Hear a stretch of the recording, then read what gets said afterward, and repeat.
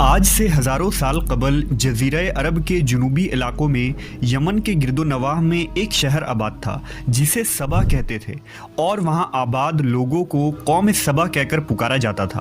یہاں کے لوگ نہایت ہی نعمتوں اور راحتوں میں تھے، ہر طرف لہلہاتی فصلیں اور پھل سے لدے درخت موجود تھے۔ مگر یہ قوم شرک میں مبتلا تھی اور سورج کی پوجا کیا کرتی تھی۔ جب وہاں کے بادشاہ شراجیل بن مالک کی موت ہوئی تو اس کی بیٹی بلقیس نے حکومت کی باغ دوڑ سنبھالی۔ بعض مورخین نے لکھا ہے کہ بلقیس کے والدین میں سے ایک جنات میں سے تھے، مگر اس نظریے کی کوئی واضح دلائل نہیں ملتی۔ ملکہ بلقیس ایک قابل عورت تھی جس نے یمن پر 9 سال نہایت ہی خوبصورتی سے حکومت کی۔ دنیا کے بیشتر علاقوں میں جو تجارت ہوتی تھی وہ سبائیوں کے ہاتھ میں تھی، یہی وجہ تھی کہ یہ قوم نہایت ہی دولت مند تھی۔ مگر یہ وہ زمانہ تھا جب مشرق سے مغرب تک ایک عظیم موحد بادشاہ کی طاقتور حکومت اور جاہ و جلال کا ڈنکا بجتا تھا، جسے تاریخ میں سلیمان ابن داؤد کے نام سے جانا جاتا ہے۔ حضرت سلیمان علیہ السلام کی حکومت دنیا کے بیشتر ممالک میں تھی، جس کا دارالخلافہ یروشلم شہر تھا۔ آپ کو ہوا، جنات، چرند و پرند اور جانوروں پر حکمرانی عطا کی گئی تھی۔ ایک دن کا واقعہ ہے کہ حضرت سلیمان علیہ السلام نے دربار لگایا تو جن و انس، جانور اور پرندے سب کے سب حاضر ہوئے، مگر ان کا چہیتا پرندہ ہدہد غائب تھا۔ آپ نے پوچھا ہدہد کہاں ہے؟ جب وہ نظر نہ آیا تو سلیمان علیہ السلام نے فرمایا اگر وہ اپنی غیر حاضری کی کوئی مناسب وجہ پیش نہ کر سکا تو اسے ذبح کر دیا جائے گا۔ ابھی یہ گفتگو ہو رہی تھی کہ ہدہد حاضر ہو گیا۔ پوچھا گیا تم کہاں تھے؟ ہدہد نے بڑے احترام سے جواب دیا، اے اللہ کے پیغمبر، میں اڑتے اڑتے ایک ایسے ملک پہنچ گیا جہاں لوگ شرک میں مبتلا دیکھے۔ وہ آگ اور سورج کی پوجا کرتے ہیں۔ ان کی ایک رانی ہے جسے وہ بلقیس کے نام سے پکارتے ہیں۔ وہ ایک بہت بڑے تخت پر بیٹھ کر حکومت کرتی ہے۔ اس کے تخت میں قیمتی ہیرے جواہرات لال زمرد جڑے ہوئے ہیں، اور اس کے پاس تمام شاہی سامان آرائش و نمائش کے موجود ہیں۔ حضرت سلیمان علیہ السلام نے کہا اگر تمہاری بات سچ ہے تو میرا خط اس ملکہ تک پہنچاؤ تاکہ وہ شرک سے باز آ جائے، اور خط پہنچانے کے بعد وہاں بیٹھ کر سنو کہ وہ کیا رد عمل اختیار کرتی ہے، اور پھر آ کر مجھے خبر دینا۔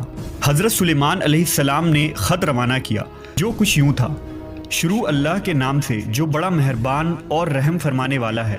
یہ عزت والا خط سلیمان ابن داؤد کی جانب سے ملکہ سبا بلقیس کی طرف ہے۔ جو ہدایت کی پیروی کرے اس کے لیے سلامتی ہے۔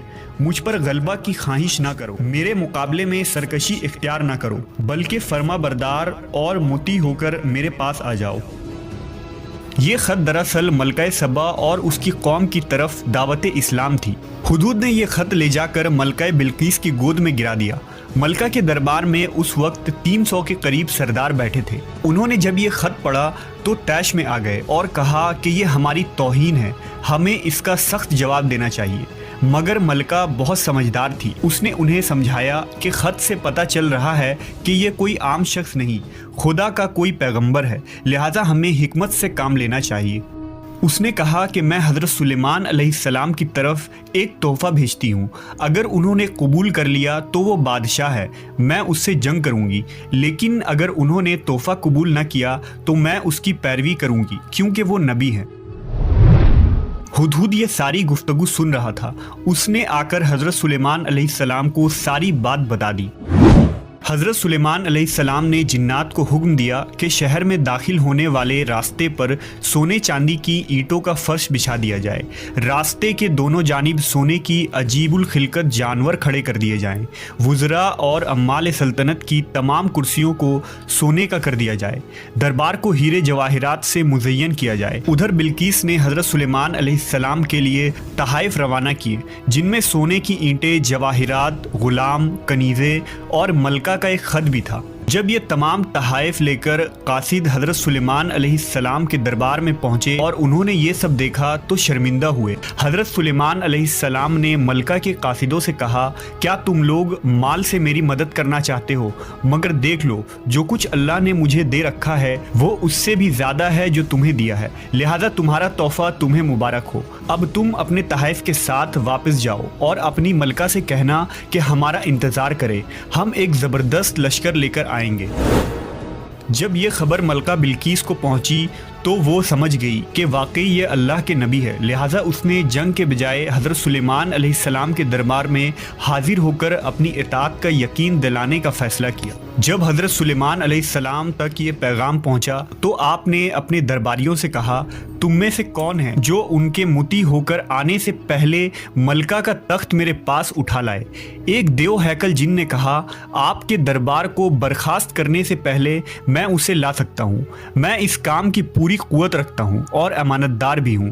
پھر ایک اور شخص جس کے پاس کتاب کا علم تھا، اس نے کہا، میں یہ تخت آپ کو آپ کے پلک جھپکنے سے قبل ہی لا دوں گا۔ پھر حضرت سلیمان علیہ السلام نے اس تخت کو اپنے پاس رکھا ہوا دیکھا تو پکار اٹھے، یہ میرے پروردگار کا فضل ہے تاکہ وہ مجھے آزمائے کہ میں شکر کرتا ہوں یا ناشکری، اور جو شکر کرتا ہے تو اس کا شکر اس کے اپنے ہی لیے مفید ہے، اور اگر کوئی ناشکری کرے تو میرا پروردگار بے نیاز ہے اور اپنی ذات میں بزرگ و برتر ہے۔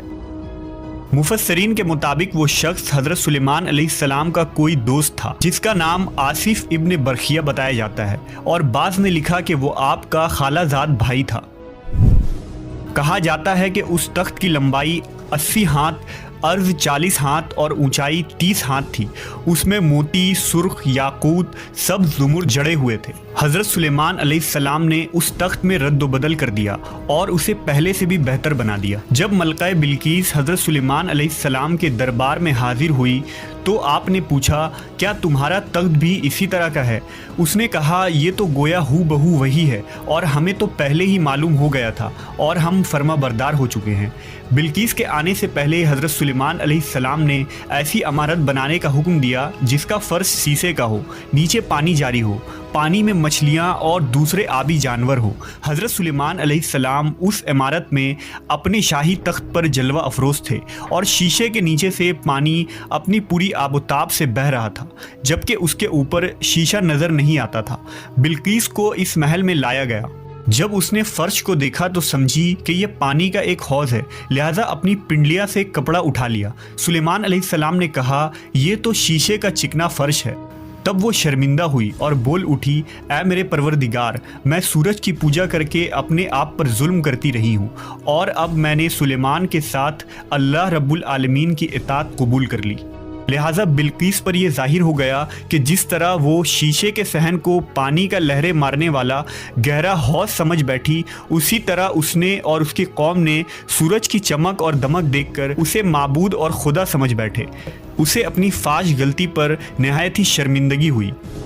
بعض مورخین نے لکھا کہ اس واقعے کے بعد ملکہ سبا مسلمان ہو گئی اور حضرت سلیمان علیہ السلام کے نکاح میں آ گئی، جبکہ بعض نے لکھا کہ آپ نے بلقیس کو یمن واپس بھیج دیا اور اس کے لیے وہاں 3 بڑے محل تعمیر کروائے۔